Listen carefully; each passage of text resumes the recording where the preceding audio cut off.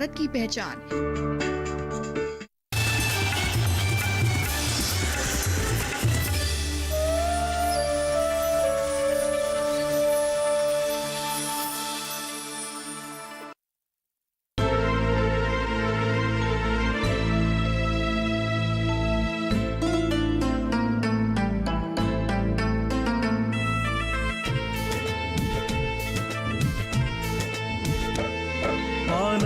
अगर मंजिल दिन रात सदा चलना, बनना है अगर सोना सूरज की तरह तपना, बना लो अपनी खुददारी जीवन का अपने गहना, लाख दुखों का पहरा हो चाहे सागर कितना गहरा, पार करो मेहनत हिम्मत से सारा घना अंधेरा, किसके रोके रुका है सवेरा, किसके रोके रुका है सवेरा।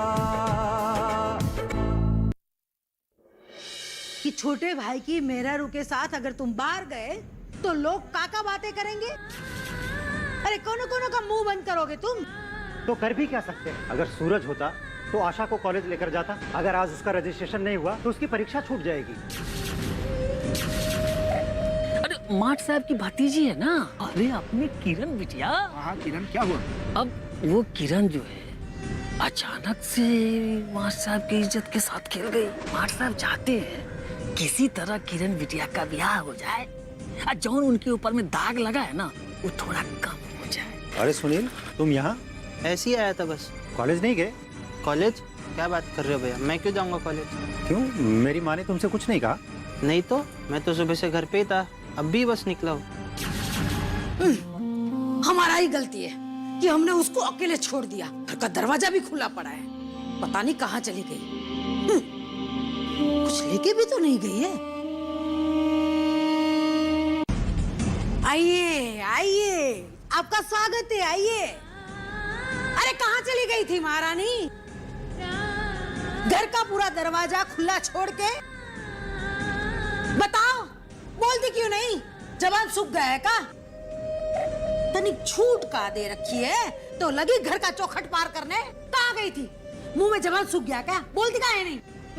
मैं तो बस वो काम है तो बस। ये तुम्हारा मायका नहीं है, जब मन करे घर से बाहर निकल जाओगी घूमने के लिए। और इतना बढ़िया पहन के ओढ़ के गई थी कहाँ? बोलती क्यों नहीं? अरे जवाब देना, मुंह में जबान में ताला क्यों लग गया अभी तुम्हारा?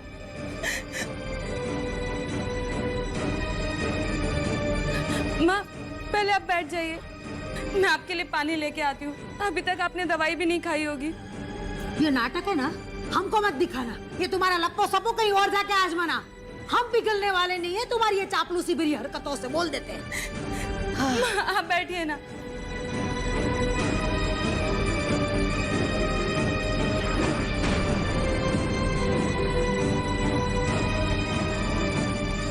माँ, पहले आप ये दवा खा लीजिए। एक काम करो, जहर खिला दो हमको। ये दवाई खिला के ये बर्बादी देखने के लिए काहे मजबूर कर रही हो हमके? पता नहीं कौन से जन्म के पाप भुगत रहे हैं हम। क्या हुआ माँ? और ये आशा को क्या हुआ? आशा बेटा, तुम क्यों रो रही हो? अरे उससे काहे पूछ रहे हो? हमसे पूछो। महारानी को आजादी कहाँ मिल गई? घर का दरवाजा खुला छोड़ के घूमने चली गई थी। अरे बेटा, हम जब घर में आए ना तो हमारा कलेजा तो धक से रह गया। और ये महारानी का कोनो खोजो खबर नहीं था। बस इतनी सी बात के लिए अपनी बहू को सुना रही हो? अरे माँ, दरवाजा मैं खुला छोड़कर चला गया था। तुम्हें तो पता है ना, तुम्हें जैसे ही घर से बाहर निकलता हूँ कोई न कोई बुला लेता है। बस वापस आके दरवाजा बंद करना ही भूल गया। पर बेटा, उस समय बहुरिया घर में थी ना, उसकी हिम्मत कैसे हुई इस घर का दहलीज पार करने का? माँ, अगर आशा बाहर नहीं जाएगी तो अपना कॉलेज का काम कैसे पूरा करेगी? और तुम्ही ने तो आशा को सुनील के साथ जाने के लिए बोला था। माँ, तुम ही ना भूल जाती हो, खामखा अपनी बहू को डांट रही हो। माँ, मैं उधर से घर की तरफ आ रहा था, रास्ते में मुझे सुनील मिल गया। तो मैं उसको ले आया। माँ तुम भी ना कहाँ बात को बढ़ा रही हो। और बेटा तुम यहाँ खड़े खड़े क्या कर रही हो? ये लो अपनी किताब पकड़ो और जाओ मेरे लिए कुछ अच्छा सा बना कर लाओ, बहुत भूख लगी है। जी भैया। अब माँ तुम क्या सोच रही हो? इतना मत सोचा करो माँ। तुम्हें पता है तुम्हारी बहू आज अकेले कॉलेज का पूरा काम किया बिना किसी मदद के। माँ ऐसी बहू गांव में होगी किसी की? माँ देखना एक दिन लोग तुमको तुम्हारी बहू के नाम से जानेंगे। वो देखो सूरज की बहुरिया की सास जा रही है।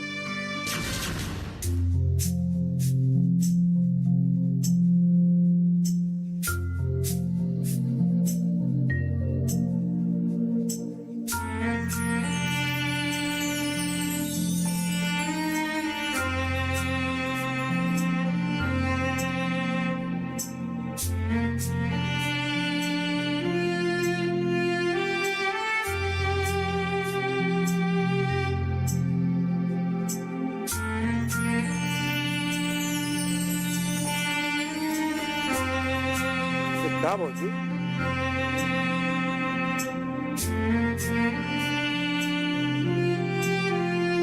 इतना भारी सामान लेके अकेले जा रही है।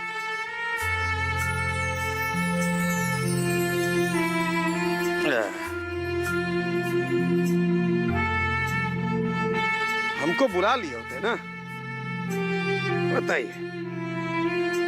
सुबेदार जी सारे काम हम आपको बोलेंगे तो हम आप पर निर्भर हो जाएंगे ना एकदम से। कैसन बात कर रहे हैं भौजी? में निर्भर होने वाली बात का है? हमको तो बल्कि आओ अच्छा लगता कि हम आपकी मदद करते। दीजिए इसको, लई।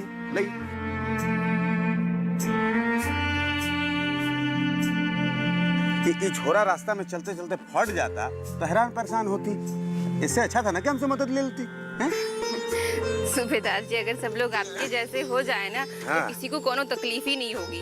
अब सबका तो नहीं पता भौजी, हमको तो फौज में यह सिखाया गया है कि सबको साथ में लेके चलना चाहिए और कोनो साथी अगर कमजोर हो ना तो उसको पीछे नहीं छोड़ना चाहिए।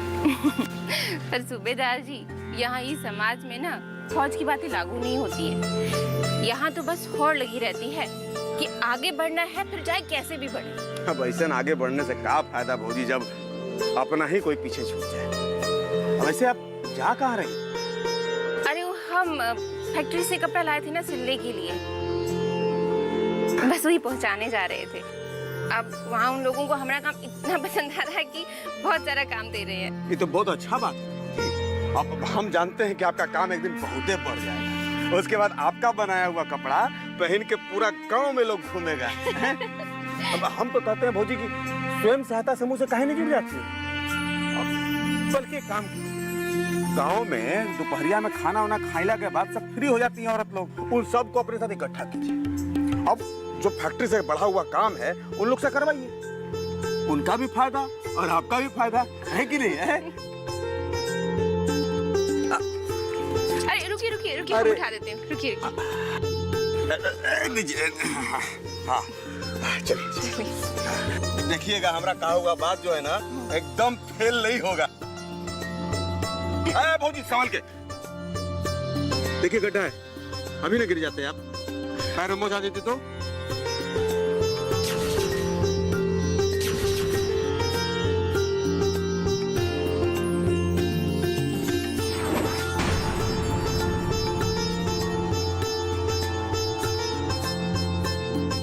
भाई देखो अब तो खुलेआम गांव में ये सब होने लगा है। लोग खाली हमको गलत कहते हैं। अरे सुबेदार जी अब इन गड्ढों से क्या डरना, अब तो आदत सी हो गई है। अब जिंदगी में जब अकेले ही चलना है तो फिर गड्ढे क्या। अरे तो सूबेदार है ना साथ निभाने के लिए।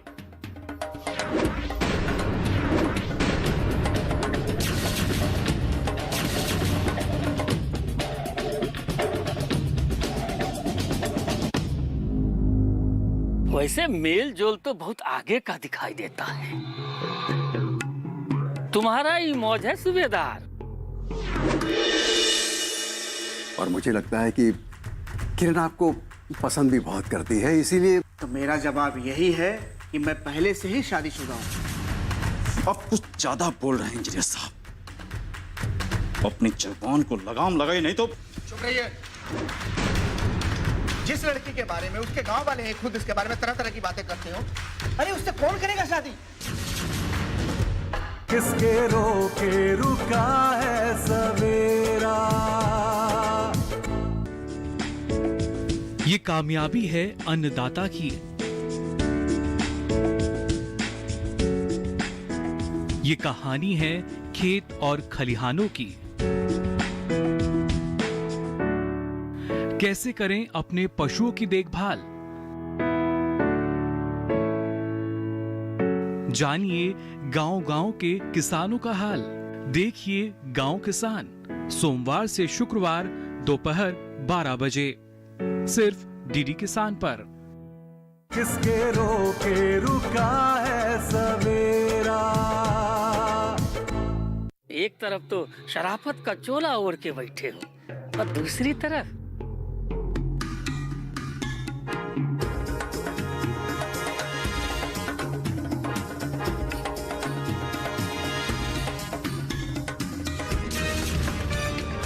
अपना जुबान और नजर काबू में रखो रामलाल।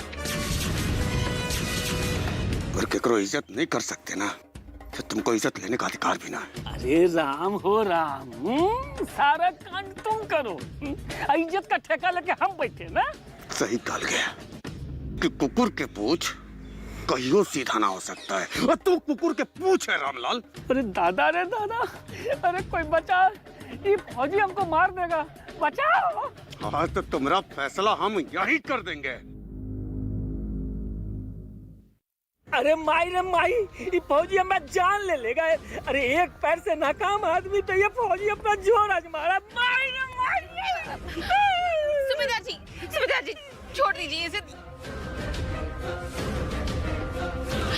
देखिए हमारे जीवन में वैसे बहुत कुछ घट चुका है, हमें और बवाल नहीं चाहिए, छोड़ दीजिए इसे। ना भौजी, ये आपको ये नजर से देखा कैसे आखिर? आज तो इसको हम जान से मार डालेंगे।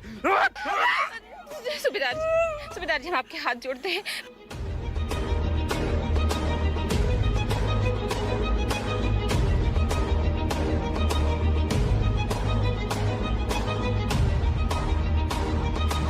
बहुत बरहन गलती किए हो सुबेदार, तुम हम पे हाथ उठा के। एक के खामियाजा तुमको भुगतना पड़ेगा, बहुत महंगा पड़ेगा। जिंदगी भर अफसोस करते रह जाओगे। अगर तुमको हम इस गांव से बाहर नहीं निकलवाए ना, तो फिर हमको तुम कहना।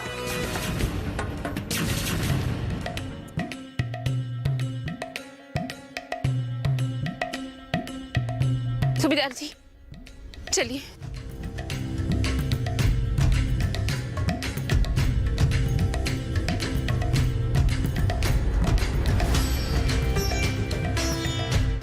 हाँ तो ठेकेदार साहब, निर्माण कार्य में जो भी कमियां थी आपने उसको बखूबी ढंग से पूरा कर लिया।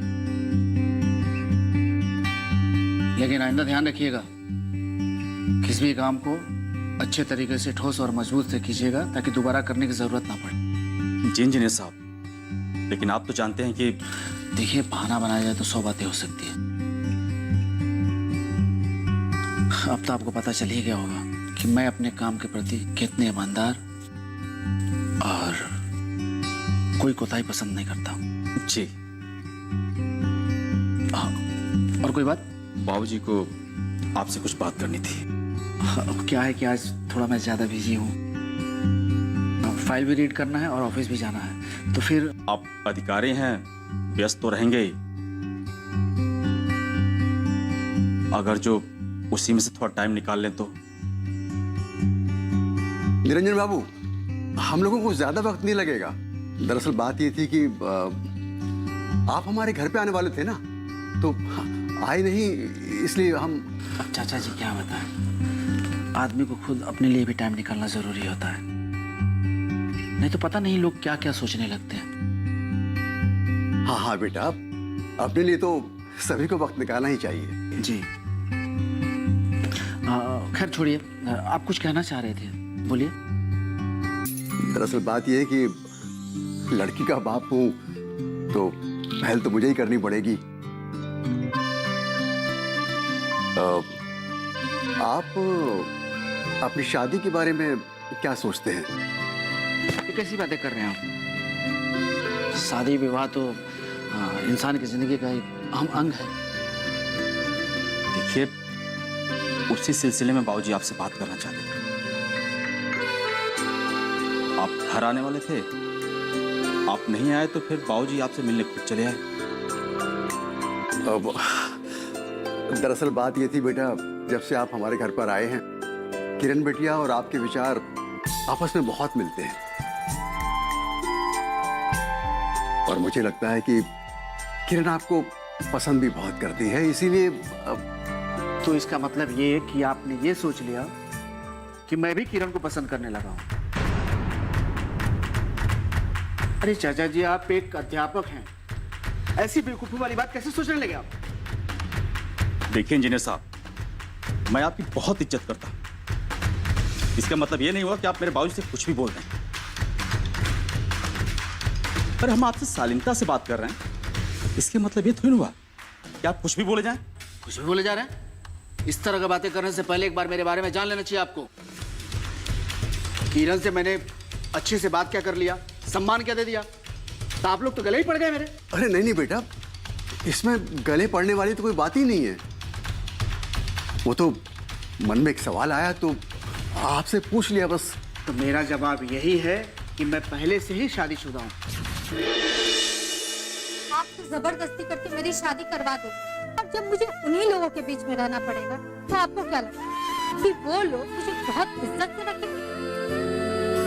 अगर तुम्हें उसने हाथ भी लगाया ना तो पूरे खानदान को आग लगा दूंगा मैं। जबरदस्ती का रिश्ता नहीं टिकता है।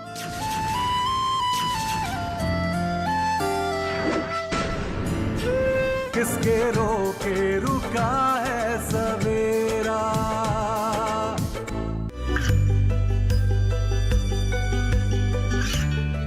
गांवों और पिछड़े क्षेत्रों में सरकारी योजनाओं की जानकारी पहुंचा। देश में कौशल और क्षमता विकास कर ग्रामीणों को सामाजिक बदलाव और विकास से जोड़ने की दूरदर्शन किसान की पहल चौपाल चर्चा देखें सोमवार से शुक्रवार सुबह 9 बजे। किसके रोके रुका है सवेरा। देखिए, अगर आप पहले से ही शादीशुदा हैं तो मेरे घर आके मेरी बहन से नजदीकियां बढ़ाने की हिम्मत कैसे होगी आपकी? हमारे ऊपर सवाल दागने से पहले आपको खुद के घर में और अपनी बहन की खबर लेनी चाहिए, समझे? आप कुछ ज्यादा बोल रहे हैं इंजीनियर साहब। अपनी जुबान को लगाम लगाई, नहीं तो। चुप रहिए। आप जैसे कितने ठेकेदारों को उंगली पहना चाहता हूं मैं। अरे बेटा, इसमें झगड़ा करने वाली कौन सी बात है? हम बैठ के शांति से भी बात कर सकते हैं। इससे बात क्या करना है चाचा जी? जिस लड़की के बारे में उसके गांव वाले हैं खुद इसके बारे में तरह तरह की बातें करते हो, अरे उससे कौन करेगा शादी? इंजीनियर बाबू, अगर ये आपका घर नहीं होता तो मैं आपको बताता क्या होता है बात करना। चुप रहिए। अब कुछ मत कहो बेटा, चलो यहां से। जब अपना ही सिक्का खोटा हो तो किसी को सफाई देने से क्या फायदा? चलो।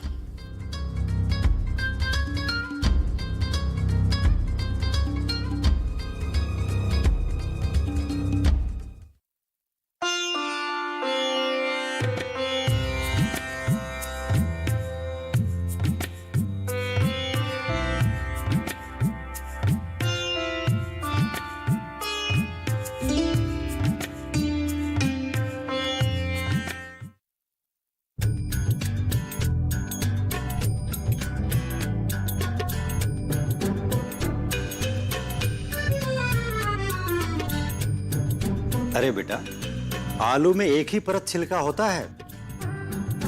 अगर इसे इतना छीलती रहोगी तो फिर खाने लायक तो कुछ बचेगा ही नहीं। वो भैया मेरा सारा ध्यान किताबों पर ही था, आलू पर ध्यान नहीं गया। बेटा जब मैं हॉस्टल में था ना तो मेरे साथ भी ऐसे होता रहता था। आज तुम्हें घर का काम करते हुए और पढ़ाई करते हुए देख रहा हूं ना, बहुत अच्छा लग रहा है। लेकिन बेटा सेहत के साथ कोई समझौता नहीं। तुम्हें पता है ना, पूरे घर की जिम्मेदारी तुम्हारे ऊपर है। जी भैया, मैं ध्यान रखूंगी। अरे घर का कुछ काम हो तो मुझे भी बता दिया करो। खाना वाना मुझे भी बनाना आता है। अरे नहीं भैया, मैं सब कर लूंगी, आप क्यों तकलीफ करेंगे। अच्छा ठीक है, तो तुम पढ़ाई करो। जी भैया। भैया क्या बात है बेटा? कुछ समझ में नहीं आ रहा, ये बात पूछनी चाहिए या नहीं। अच्छा, जो माँ के सामने मैंने झूठ बोला था। हाँ। अरे कभी कभी झूठ बोलने से अगर मामला संभलता है ना तो झूठ अच्छा होता है। कुछ समझी कि नहीं समझी? कुछ कुछ समझ में आ रहा है भैया। धीरे धीरे सब समझ में आ जाएगा। देखो बेटा, ये मौका तुम्हें बहुत ही मुश्किल से मिला है। तुम्हें अपने आप को साबित करना होगा। अब तुम इसमें अकेले नहीं हो। इसके साथ किरण का संघर्ष है, छबीली मौसी हैं जिन्होंने माँ के मुंह से कहलवाया कि तुम अपनी पढ़ाई पूरी करो। और इसके साथ साथ गांव की तमाम औरतों की उम्मीदें जुड़ी हैं, जिनके सपनों को घर गृहस्थी और मर्यादा के चक्कर में बेड़िया डालकर कैद कर दिया जाता है। भैया, आप जैसा कोई इंसान अगर हिम्मत दे तो बेड़ियां चाहे कितनी भी मजबूत क्यों ना हो, किसी के सपनों को कभी कैद नहीं कर सकती। देखो बेटा, कभी कभी अकेले संघर्ष करना पड़ता है और उस समय कोई साथ नहीं होता है। अपने आप को उस काबिल बनाओ कि दूसरे का सहारा बन सको, समाज को एक नई दिशा दे सको। वरना इतना सब कुछ पढ़ाई करके, इतना हासिल करने के बाद भी अगर किसी के जीवन में सकारात्मक बदलाव नहीं ला सकी तो फिर इसका मतलब ही नहीं है। भैया, आपकी ये बात मैं हमेशा याद रखूंगी। अच्छा वो देखो बेटा, माँ की बातों का बुरा नहीं मानना। अब माँ पुराने ख्यालात की हैं, लेकिन देखना जब उन्हें तुम्हारी काबिलियत पता चलेगी ना तो सबसे पहले तुम्हारे लिए चलेंगी आगे आगे। जानती हूँ भैया, पुरानी सोच को बदलना इतना आसान नहीं होता। और माँ जो कुछ भी कर रही हैं वो उनके नजरिए से एकदम सही है। इसीलिए तो मैं माँ के हर फैसले को उनके आशीर्वाद के रूप में लेती हूँ। खुश रहो बेटा, तुम्हारी 2 दिन में परीक्षाएं आने वाली है ना, तो प्रवेश पत्र वगैरह ठीक से रख लेना और तुम पढ़ाई पे ध्यान दो। हाँ जी भैया।